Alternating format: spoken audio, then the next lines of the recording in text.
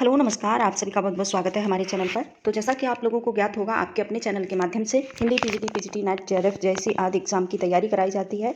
साथ ही विभिन्न प्रकार की प्रतियोगी परीक्षा के सामान्य हिंदी पाठ की तैयारी कराई जाती है। जो लोग चैनल पर नए हैं, चैनल को सब्सक्राइब जरूर करें, वीडियो अच्छा लगे लाइक शेयर जरूर करें, साथ में बेल आइकन प्रेस करें। तो आज फ्रेंड्स, आज हम हिंदी साहित्य के जो कहानी विदा है उसका प्रैक्टिस सेट लेकर आए हैं। आशा करते हैं प्रैक्टिस सेट आपके लिए बहुत ही महत्वपूर्ण होगा, आपको अच्छा लगेगा। और यदि किसी को डाउट होता है तो प्लीज़ हमें कमेंट कर सकते हैं। तो चलिए देखते हैं बिना किसी देरी के। पहला प्रश्न है हमारा कहानी विदा में, इनमें से कौन सी कहानी, कौन सी महिला कथाकार हिंदी की नहीं है, ये पूछा है कि ये जो महिला कथाकार हैं इनमें से कौन सी जो महिला हैं वो हिंदी की कथाकार नहीं हैं, इन्होंने हिंदी में लेखनी नहीं लिखी है। ऑप्शन है कृष्णा सोबती है, महाश्वेता देवी है, राजी सेठ है, मधु काकड़िया है। 4 ऑप्शन है। तो आंसर जो होगा इसका बी सही हो जाएगा, यानी कि खा। महाश्वेता देवी ने हिंदी में अपनी लेखनी नहीं लिखी है, यह एक राजस्थानी लेखिका हैं। तो आंसर जो होगा हमारा सेकंड वाला सही हो जाएगा। इसके बाद नेक्स्ट दूसरा प्रश्न देखेंगे, निम्नलिखित कहानीकारों को उनकी कहानी के साथ सुमेलित कीजिए। अच्छा सा प्रश्न है, निम्नलिखित कहानीकारों को उनकी कहानी के साथ सुमेलित करना है। ऑप्शन है फणेश्वर रेणु हैं, अमरकांत हैं, उषा प्रियंवदा और यशपाल हैं। इनके साथ जो इनकी प्रमुख कहानियां हैं वो है दोपहर का भोजन, ठेस, पर्दा, वापसी और पुरस्कार। इस प्रकार से ये इनका सारणी मिलान करनी है। तो हम इसमें केवल और केवल इसका ऑप्शन ही बताएंगे, तो वो सॉरी आंसर ही बताएंगे, क्योंकि हमने इसके ऑप्शंस पहले दे दिए हैं। तो आंसर जो होगा वो हो जाएगा इसका बी सही। ठीक है, बी आंसर इसका हो जाएगा बी सही। 2 1 4 3। ठीक है, और एक बार फिर से देख लेंगे जो ठेस कहानी है, ऊपर देखेंगे मिलान करके आप। फणेश्वर रेणु की है ठेस कहानी, अमरकांत की है दोपहर का भोजन और उषा प्रियंवदा की है वापसी, यशपाल की है पर्दा। इस प्रकार से इसका मिलान किया हुआ है, आप अपना मिलान करके ज़रूर देख लेंगे। ठीक है, इसके बाद नेक्स्ट दूसरा प्रश्न है, तीसरी कसम फणेश्वर रेणु की किस कहानी पर आधारित है। ये बहुत फेमस मूवी रही थी, ठीक है, फिल्मी जगत में, और बहुत ही अच्छी मूवी है। कभी मौका मिले तो ज़रूर देखिएगा इस मूवी को, तीसरी कसम। ठीक है, पूछा है कि किस कहानी पर आधारित ये मूवी लिखी गई थी, ये मूवी बनी थी। तो ऑप्शन है लाल पान की बेगम, इनकी नहीं है, आदिम, रात्रि की महक, ठेस और मारे गए गुलफाम। इस प्रकार से तो आंसर जो हो जाएगा 4 सही हो जाएगा। मारे गए गुलफाम के आधार पर ही ये कहानी बनी है तीसरी कसम, इसी कहानी की भूमिका ली है इस मूवी में। तो आंसर जो होगा 4 सही हो जाएगा। इसके बाद नेक्स्ट दूसरा प्रश्न है, नीली झील, राजा निर्वंशिया, जिंदा मुर्दा, कस्बे का आदमी नामक प्रमुख कहानीकार कौन हैं, कहानियों के प्रमुख कहानीकार कौन हैं।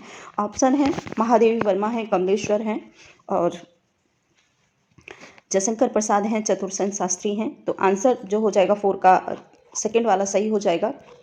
प्रमुख कहानियाँ जो हैं नीली झील, राजा निर्वंशिया, जिंदा मुर्दे, कस्बे का आदमी, ये सारी की सारी कहानियाँ जो हैं कमलेश्वर के द्वारा लिखित हैं।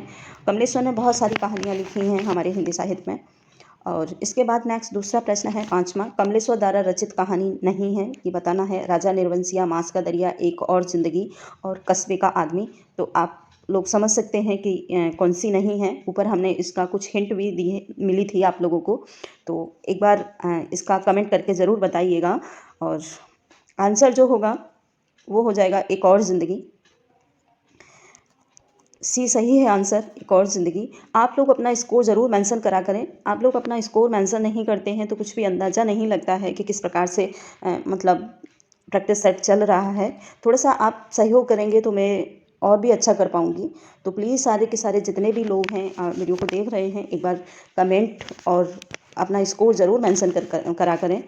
और लाइक करें ना करें, अगर आपको वीडियो अच्छा लगता है तो लाइक करें और नहीं अच्छा लगता है तो डिसलाइक कर सकते हैं, लेकिन ये काम ज़रूर करें आप कि स्कोर ज़रूर मेंशन करें, जिससे मुझे थोड़ा सा हेल्प मिलेगी अपने काम को करने में।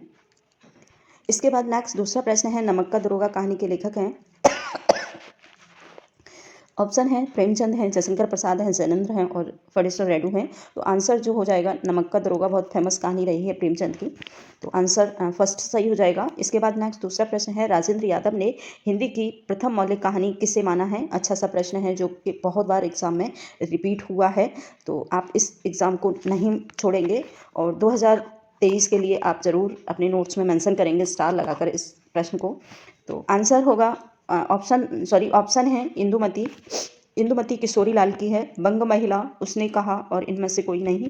तो आंसर जो होगा वो हो जाएगा सी सही। उसने कहा जो कहानी है चंद्रधर शर्मा गुलेरी के द्वारा लिखी हुई कहानी है।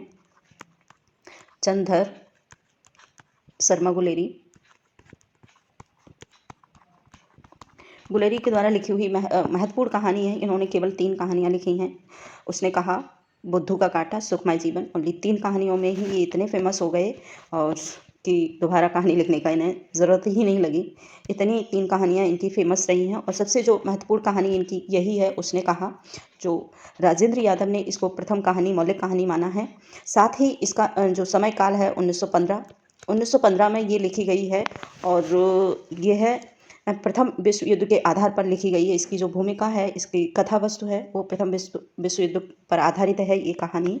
तो उसने कहा ये बहुत ही महत्वपूर्ण कहानी है।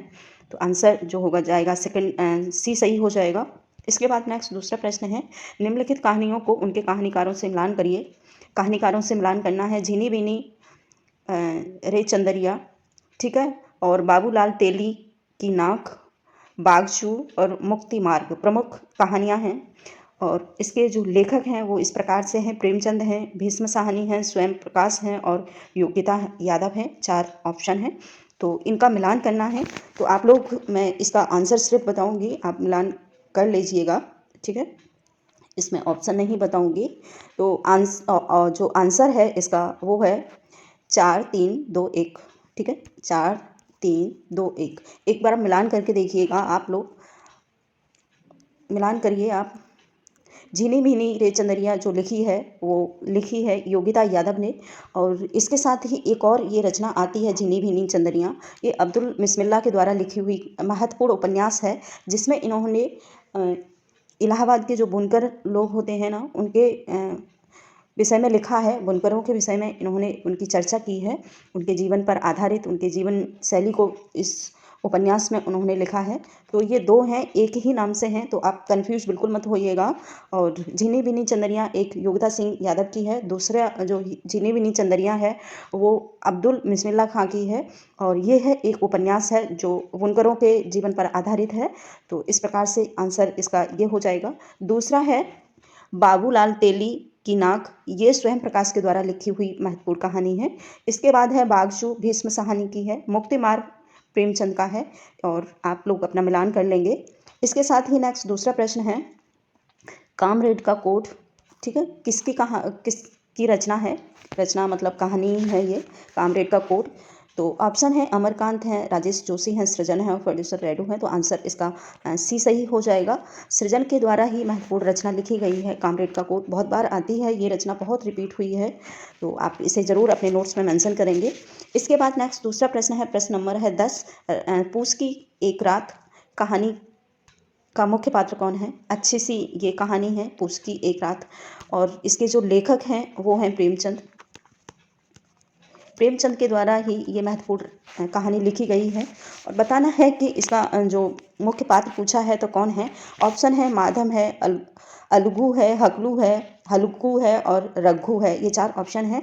तो आंसर जो हो जाएगा ये है हल्कू, सी आंसर हमारा सही होगा। हल्कू इसका मुख्य पात्र है पूस की एक रात का, ठीक है। इसके बाद नेक्स्ट दूसरा है, प्रश्न नंबर है 11। प्रश्न नंबर है 11 में है, प्रकाशन वर्ष के आधार पर जयशंकर प्रसाद की कहानी संग्रहों का सही अनुक्रम हमें बताना है, ठीक है। जयशंकर प्रसाद के जो 5 इनके कहानी संग्रह हैं और उनका क्रम हमको बताना है। कहानी संग्रह आप देख सकते हैं, ये वाले हैं, ठीक है। तो इसमें है प्रतिध्वनि, आंसर हम बताएंगे, ठीक है, क्योंकि बार बार यही एक ही चीज़ रिपीट करने से कोई फ़ायदा नहीं होता है, तो इसीलिए मैं सिर्फ आंसर को ही बताऊंगी, इसमें ऑप्शन नहीं, क्योंकि ऑप्शन बताने से कोई फ़ायदा नहीं है, ठीक है। तो आंसर जो होगा इसका हो जाएगा छाया, प्रतिध्वनि और आकाश, इंद्रजाल। ठीक है, आंसर जो होगा बी सही हो जाएगा। आप लोग इसको अपने नोट्स में मेंशन कर लें। ठीक है, छाया, प्रतिध्वनि, आकाश और इंद्रजाल, आंसर हमारा यही होगा।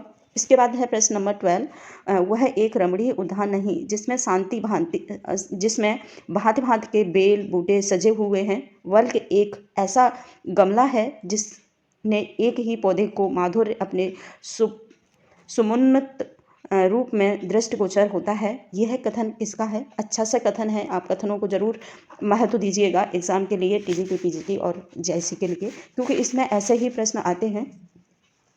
तो ऑप्शन है हमारे हजारी प्रसाद द्विवेदी है, रामचंद्र शुक्ल है, महादेव वर्मा है और प्रेमचंद है। आंसर जो हो जाएगा 12 का वो हो जाएगा प्रेमचंद।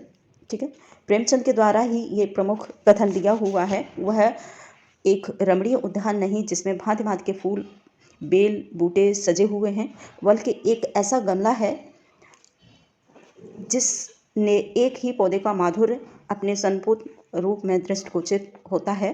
तो ये कथन महत्वपूर्ण कथन है और ये आंसर इसका प्रेमचंद ही होगा। ठीक है, इसके बाद नेक्स्ट दूसरा है हमारा प्रश्न है 13। निम्नलिखित कहानियों को उनके रचनाकारों के साथ सुमेलित कीजिए। महत्वपूर्ण कहानियाँ दी हुई हैं, पूछा है कि उनके रचनाकारों के साथ सुमेलित कीजिए। ऑप्शन है यारों का यार, मरी हुई मछली और सपाट चेहरे वाला आदमी, कोसी का घटवार। ये सारी की सारी महत्वपूर्ण रचना है। यारों का यार बहुत बार आती है, ये रचना रिपीट हुई है एग्जाम में। तो यारों का यार जो है कृष्णा सोवती की महत्वपूर्ण रचना है। कृष्णा सोवती की महत्वपूर्ण रचना है। इसके बाद है मरी हुई मछली, राजकमल की है, सपाट चेहरे वाला आदमी। ठीक है, तो ये है दूधनाथ और कोशिका घटवार, ये है शेखर जोशी की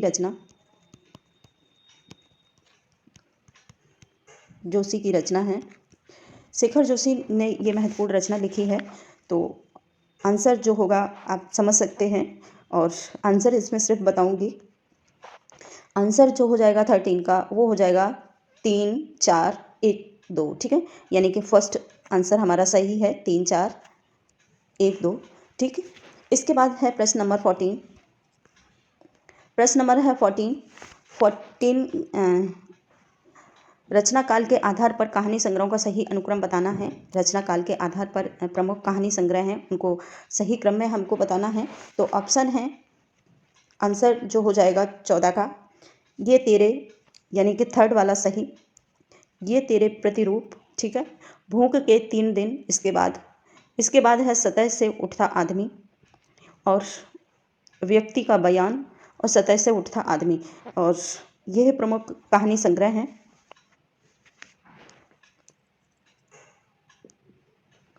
सॉरी, इसमें थोड़ा सा कंफ्यूज हुआ है मुझे, मैं कंफर्म करके अभी क्लियर करती हूँ आप सभी को। और एक धनी व्यक्ति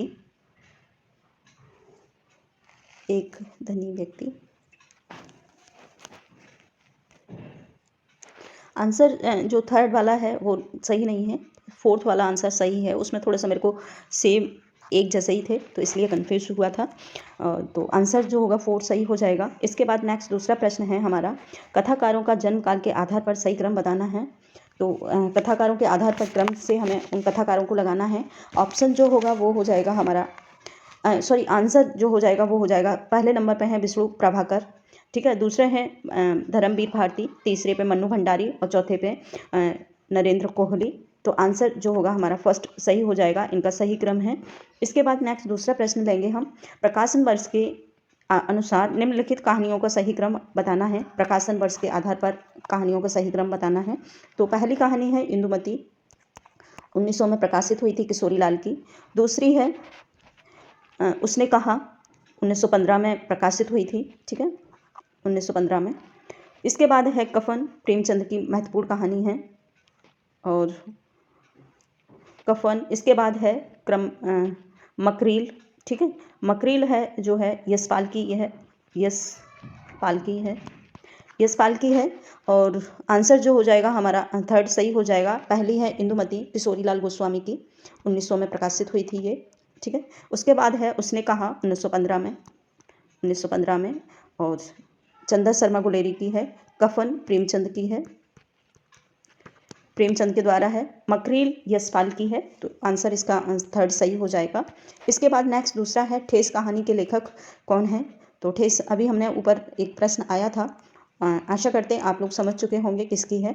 ऑप्शन है अज्ञे हैं, फर्डिसो रेडू हैं, अमरकांत हैं, मोहन राकेश हैं। तो आंसर सेकंड सही हो जाएगा। फर्डिसो रेडू के द्वारा ही महत्वपूर्ण रचना लिखी गई है कहानी ठेस। ठीक है। इसके बाद है प्रश्न इसके बाद नेक्स्ट दूसरा प्रश्न है दूसरा 18, गुलबहार इंदुमती किसकी कहानी संग्रह है? अच्छा सा प्रश्न है। गुलबहार और इंदुमती किसकी हैं? ऑप्शन है चंदा शर्मा गुलेरी हैं, और किशोरी लाल हैं, प्रेमचंद हैं, और जयशंकर प्रसाद हैं। तो आंसर बी सही हो जाएगा। किशोरी लाल के द्वारा ही महत्वपूर्ण कहानियाँ लिखी गई हैं। ठीक है। इसके बाद है प्रश्न नंबर 19, रक्षाबंधन कहानी किसकी है? तो आंसर इसका हो जाएगा, ऑप्शन है कौशिक हैं, प्रेमचंद हैं, ज्वालादत्त शर्मा है, वृंदावन वर्मा है। तो आंसर फर्स्ट सही हो जाएगा। कौशिक के द्वारा ही महत्वपूर्ण कहानी लिखी गई है ये रक्षाबंधन, जिसमें हुमायूं और करमबती का जो उन्होंने राखी भेजी है उसका उल्लेख है। इसके बाद नेक्स्ट है, कर्मनाशा की हार किसकी कहानी है? तो आंसर ऑप्शन है काशीनाथ हैं, और शिव प्रसाद सिंह हैं, अमरकांत हैं, और अज्ञे हैं। 4 ऑप्शन है। तो आंसर जो हो जाएगा शिव प्रसाद की महत्वपूर्ण रचना है ये, महत्वपूर्ण रचना है। ठीक है। आंसर जो हो जाएगा हमारा शिव प्रसाद सिंह हो जाएगा।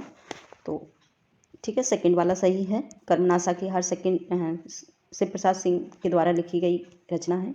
काशीनाथ नहीं है, काशीनाथ में हमने उसको राउंड कर दिया था, लेकिन काशीनाथ नहीं है, शिव प्रसाद सिंह है। इसके बाद नेक्स्ट दूसरा प्रश्न है, सक्रिय कहानी किसके प्रवर्तक हैं? सक्रिय कहानी के प्रवर्तक कौन है? आंसर है हमारा, सक्रिय कहानी के प्रवर्तक बताने हैं कौन है। ऑप्शन है कमलेश्वर है, मोहन राकेश हैं, सुशील कुमार हैं, और राकेश वत्स हैं। तो आंसर जो हो जाएगा हमारा डी सही हो जाएगा। राकेश वत्स माने जाते हैं सक्रिय कहानी के प्रवर्तक। ठीक है। इसके बाद नेक्स्ट है दूसरा प्रश्न, मुर्दा का गांव कहानी है, बताना है किसकी है। निर्मल वर्मा की है, धर्मवीर भारती की, शिव प्रसाद की, या राघव राघव की है।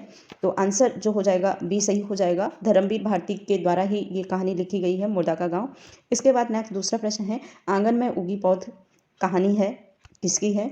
ऑप्शन है कमल कुमार हैं, कुसुम चतुर्वेदी हैं, शारा राय हैं, क्षमा कौल हैं। 4 ऑप्शन है। तो आंसर जो हो जाएगा बी सही हो जाएगा। कुसुम चतुर्वेदी के द्वारा ही महत्वपूर्ण कहानी लिखी गई है। इसके बाद है 9 वार कहानी किसकी है? ऑप्शन है ओम प्रकाश वाल्मीकि हैं, जयप्रकाश गर्दम हैं, मोहन दास नेमिष राय हैं, और शिवराज सिंह हैं। ये चारों ही दलित कहानी साहित्य माने जाते हैं, दलित साहित्यकार हैं, दलित साहित्यकारों की श्रेणी में आते हैं ये चारों के चारों। तो आंसर जो हो जाएगा इसका वो हो जाएगा जयप्रकाश गर्दम। जयप्रकाश गर्दम के द्वारा ही ये महत्वपूर्ण कहानी लिखी गई है, 9 बार। ठीक है। इसके बाद नेक्स्ट दूसरा है प्रश्न है, कंटीले के फूल और जलील कांटे किसकी रचना है? कंटीले के फूल जलील कांटे किसकी रचना है, यानी कि कहानी है। ऑप्शन है धर्मवीर भारती हैं, जयशंकर प्रसाद हैं, इलाचंद जोशी हैं, और प्रेमचंद हैं। तो आंसर जो हो जाएगा इसका सी सही हो जाएगा। इलाचंद जोशी के द्वारा ये रचना लिखी गई है, कंटीले के फूल और लजीले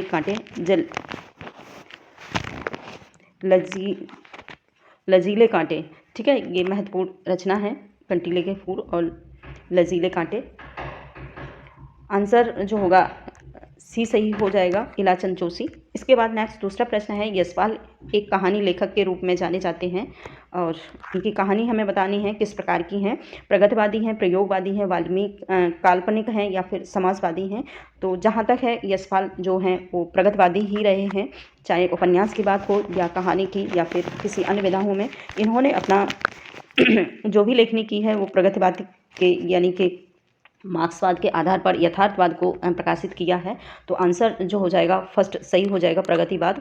इसके बाद नेक्स्ट दूसरा प्रश्न है, कहानी वह ध्रुपद की तान है जिसमें गायक महफिल शुरू होते ही अपनी संपूर्ण प्रतिभा दिखा देता है, एक क्षण में चित्त को जितने माधुर्य से परिपूर्ण कर देता है, जितना रात भर गाना सुन के सुनने से भी नहीं हो सकता है। कथन किसका है? अच्छा सा कथन है कि कहानी वह ध्रुपद की तान है जिसमें गायक महफिल शुरू होते ही अपनी संपूर्ण प्रतिभा दिखा देता है। एक क्षण में ही चित्त को इतना माधुर्यपूर्ण से परिपूर्ण कर देता है जितना रात भर गाना सुनकर भी नहीं हो सकता है। तो बताना है ये कथन जो है किसका है। ऑप्शन है मुक्तबोध हैं, प्रसाद हैं और रविंद्रनाथ टैगोर हैं, लास्ट में है प्रेमचंद। तो आंसर जो हो जाएगा प्रेमचंद हो जाएगा। प्रेमचंद ने कहीं ना कहीं अपने बहुत ही सटीकता से कहानियों का संग्रह किया है और कहानी लेखन किया है। तो आंसर हो जाएगा हमारा प्रेमचंद। इसके बाद नेक्स्ट दूसरा प्रश्न है, निम्नलिखित पात्रों को संबंधित कहानी सूचीबद्ध करें। ठीक है, जो प्रमुख पात्र दिए हैं उनके कहानियों के आधार पर उनको सुमेलित करना है। ठीक है, ऑप्शन है हमारा प्रकाश है, गया है और गजाधर बाबू हैं, मधुलिका हैं। 4 प्रमुख पात्र हैं। बताना है ये प्रमुख 4 पात्र किस कहानी से अपना ताल्लुक़ रखते हैं, किस कहानी को मिलान में अपना दायित्व करते हैं। तो ऑप्शन है प्रकाश कहानी जो है वो है एक और ज़िंदगी। ठीक है, एक और ज़िंदगी यानी कि थर्ड सही है। प्रकाश जो है एक और ज़िंदगी, प्रकाश ठीक है का पात्र है प्रकाश। दूसरा है गया, गिल्ली डंडा का है। गया जो है वो गिल्ली डंडा का है, गया। तीसरा है गजाधर बाबू। गजाधर बाबू हैं, ये वापसी की कहानी के हैं।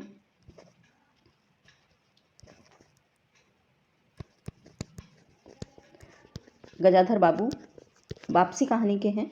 ठीक है, इसके बाद है पुरस्कार। पुरस्कार जो है मधुलिका है,